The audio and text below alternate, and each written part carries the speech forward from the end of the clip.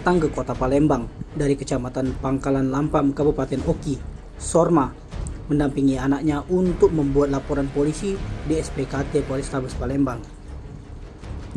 Sorma melaporkan Afran Suryadi karena sudah menggelapkan sepeda motor jenis Honda Beat Street.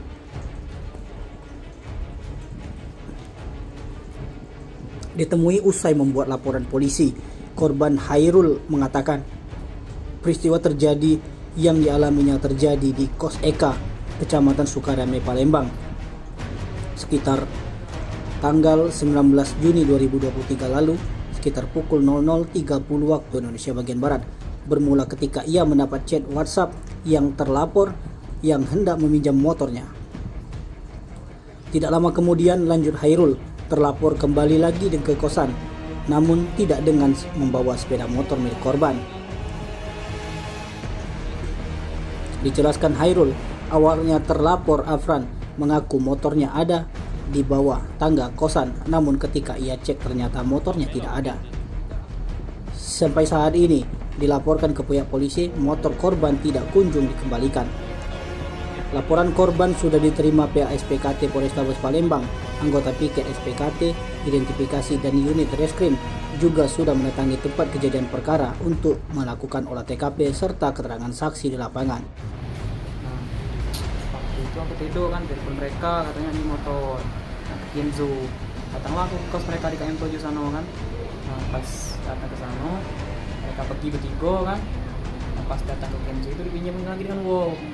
Nah setelah di situ tak tahu lagi, aku tak tahu nama lagi tentang motor itu. Yang minjem lagi tuh kenal gak dengan kau? Kenal? Tidak kenal. Tidak kenal? Oh, Aidil namanya. Aidil? Yo. Balik mana tahu gak kawan-kawan tiga tadi? Kalau untuk pastinya belum tahu Pak.